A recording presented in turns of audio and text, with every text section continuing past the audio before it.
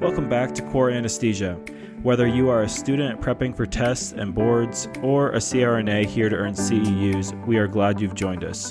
For more about us, make sure to check us out on Instagram at Core Anesthesia and online at coreanesthesia.com. Welcome to the Core Anesthesia Market Update, sponsored by locumtenants.com, where we dive into trends shaping the future of healthcare and clinician engagement.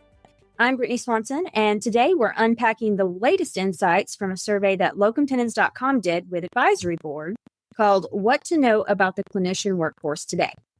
This report challenges everything we thought we knew about clinician satisfaction, loyalty, and what really keeps them in their jobs. And today we have from our anesthesia team, account executive Jace Chambers, who works with hospitals and health systems to give his perspective on what he is seeing from the facility side of things. Hi, Jace. We're so excited to have you here today. We're excited to be here, Brittany. Thank you for having me. So tell us a little bit about yourself and what you do at locumtenants.com in your day-to-day, because one of the main reasons we wanted to have you on to speak was so you could give the client perspective in regards to what our newest report is saying clinicians want in their work environment. Yeah, sure. As you mentioned, I work in a client-facing role. So my day-to-day is really about partnering with the clinical leaders and administrators at some of the larger health systems across the country.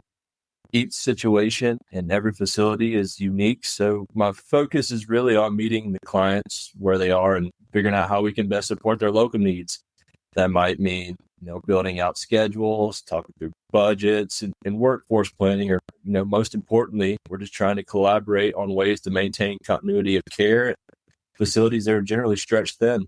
That's awesome. That's got to be super rewarding for sure. So let's take a peek at some of the stats from our report. So one of the first interesting stats that we wanted to touch on today was that 76% of clinicians say they're satisfied with their current job. But here's the twist. 28% of those satisfied clinicians are still considering leaving within the next 2 years. So, Jace, I'm interested to hear what you're thinking here. Why do you think clinicians who report being satisfied are still planning to leave? What's driving that disconnect between satisfaction and retention, do you think? I believe there's a lot of factors at play here, especially with the mix of the older veteran clinicians in the workforce currently, and the newer clinicians who might have recently graduated or been in the workforce for maybe a handful of years. I think generally sustainability and long-term career options used to be the old priorities, where now I think we're slowly leaning into more flexibility and culture as some of the top priorities that are shaping some of the workforce differential. Yeah. And that kind of goes along with some other things that we wanted to touch on in this podcast, which is clinicians that are in their 40s, 50s, and even 60s are kind of in that stage of potentially looking to leave. So if your retention strategy as a facility is to happy employees stay put, it's maybe time to rethink. So, it just depends on, what that work environment is. Absolutely, Brittany. There's so many factors at play that shape today's workforce. When it comes to long-term careers, there are many other things to consider rather than solely satisfaction. Yeah. Totally. Which leads me to our next point, that there are 5 priorities that clinicians have when they're looking for a job: compensation, schedule flexibility, work-life balance, geographic location, and non-compensation benefits. So based on all of these things, which of these 5 do you see as the most difficult for organizations to deliver on consistently, and why? Location is the easy one, I believe, since, location's outside of anyone's control. But in all honesty, I believe it to be compensation. I see many of times in situations where there are some hospitals that cannot retain the top talent because they're not being willing to offer a competitive wage. And in this workforce and job market, if you won't pay them, somebody else will. This is the major challenge that these hospitals face on the day-to-day. Every day we're seeing, updates about reimbursements being cut. And at the end of the day, these hospitals have a tight budget that they need to meet. So this especially impacts the lower case census, lower acuity sites that might not be able to gather a lot of money back on their investment. So they just end up fighting to hold on to the clinicians they currently have. And it's a race and squeeze in the middle at that point. Yeah. I mean, it sounds like facilities are really having to get creative for sure. So, to go along with that, for CRNAs, flexibility and balance outranked location in our report. For clinicians under 30, workplace culture breaks into the top 5. And for those over 60, clinical autonomy becomes a key factor. So, how do you think like generational differences impact what clinicians value most in their work environment? Have you kind of seen this play out in some of the clients that you work with? I've seen the younger generation of clinicians, and they most importantly want to be heard. Workplace culture makes total sense, and the hospitals thriving in retention and recruitment are the ones with clinical leaders at the helm. The CRNAs, the ones holding leadership positions and having a major impact on decisions made. Fostering a collaborative team culture where younger clinicians feel like they're being heard and making an impact in their own way is the key to success. That, when the hospitals who are winning, that's what they're doing. As far as the older generation goes, they've had a lot to overcome over the past 20 years, whether it be some of the technological advances in the ORs or simply changes to models in the hospitals. Back then, having a long-term sustainable career in your own practice was a goal for most. I've seen it play out a handful of times where models have changed and clinicians have left because they like doing their own cases or sticking to a model they've always known. Change is never easy. And the other side of that is flexibility, where hospitals have to find a way to adapt and keep the veteran clinicians who may have been around and who are a staple at their hospitals. Definitely seems like a very delicate balancing act For sure. for facilities to kind of, keep all of these things in mind as they're hiring. So speaking of hiring, even in, employment types matter. So for us at locumtenants.com, we found that 1099 contractors value autonomy more than W-2 employees. What are some of these key takeaways? Well, one size does not fit all. You have to tailor your value proposition to your workforce unique needs. So yes, we've talked about already that compensation is king, but it's not everything. So when you combine schedule flexibility, work-life balance, and benefits, they outweigh compensation alone in attracting and retaining talent.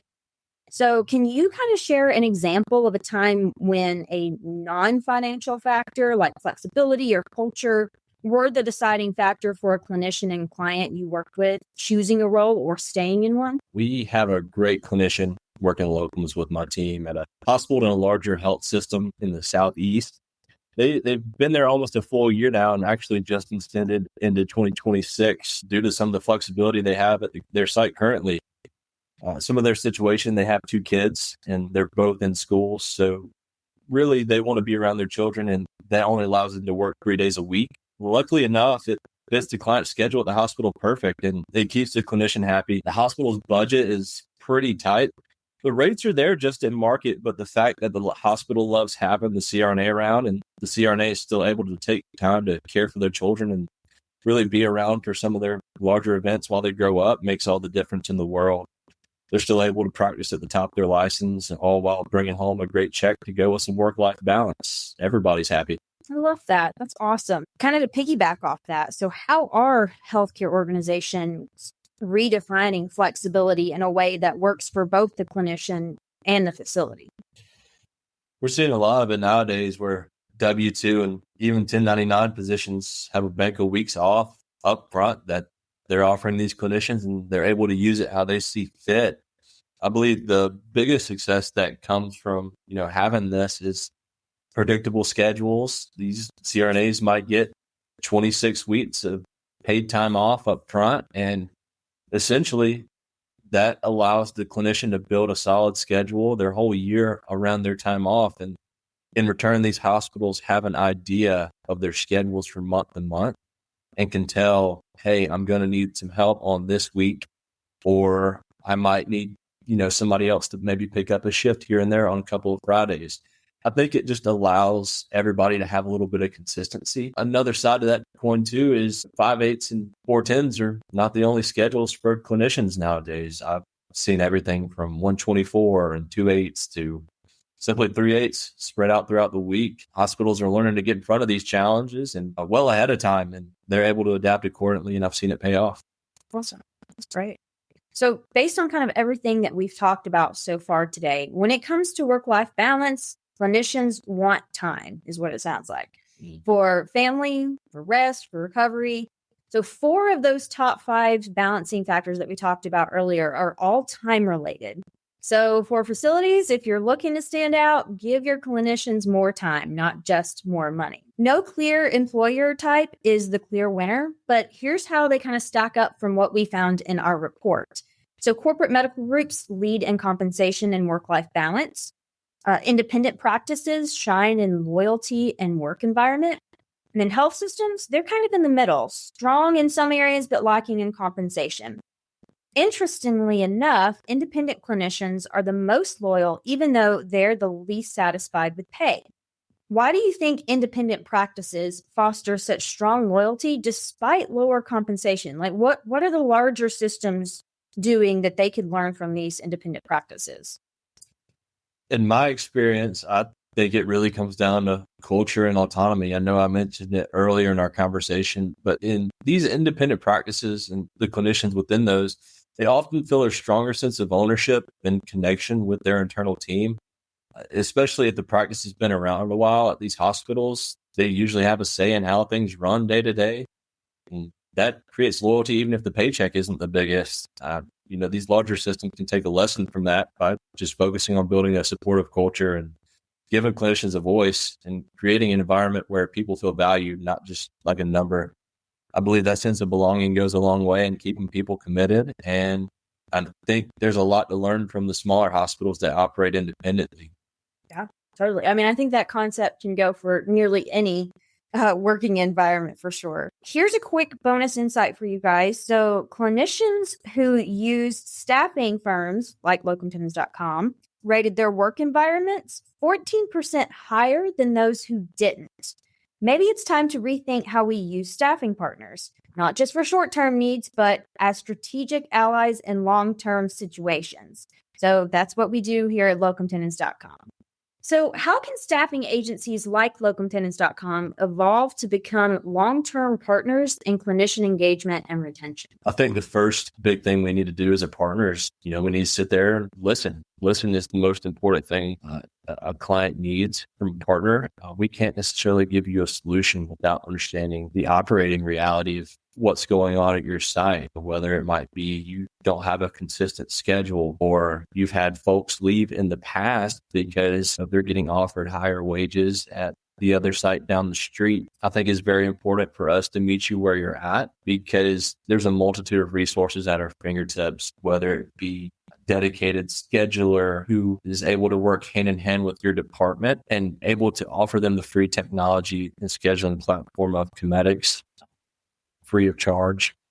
We have an internal travel and credentialing team that takes all the administrative burden and stress off of some of these offices and these health systems and hospitals. And another hurdle that I see a lot of these clients face is not getting their maximum reimbursement back on their locums, or they're spending a premium to bring the staffing in-house, but might not be coming back out in the green. We have a dedicated provider enrollment team who's willing to step in and make sure that you're getting paid back for some of the services that this locum renders. So there's plentiful opportunities for us to step in. I think it just starts with the first step of listening and understanding what's going on at these hospitals and executing on our plan. We know better experience, and we ensure you'll have a great one as well. That's awesome. So what can healthcare organizations do with all of this information? Revisit assumptions. Satisfaction doesn't equal loyalty. Customize your value proposition. Different clinicians want different things. Invest in flexibility, balance, and benefits, and know your strength and know your competitors' weaknesses. Use that knowledge to stand out. The clinician workforce is evolving. If organizations want to attract and retain top talent, strategies need to evolve too, which is why we wanted to do this episode today for UCRNAs and SRNAs, is so you can take this information about health systems and use it when you're job hunting and interviewing with certain facilities.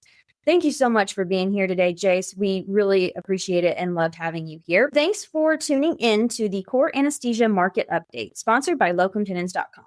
If you found today's insights helpful, Make sure you follow locumtenants.com on social media and check out our website for the types of jobs we staff for in the field of anesthesia. Thanks so much for joining us today.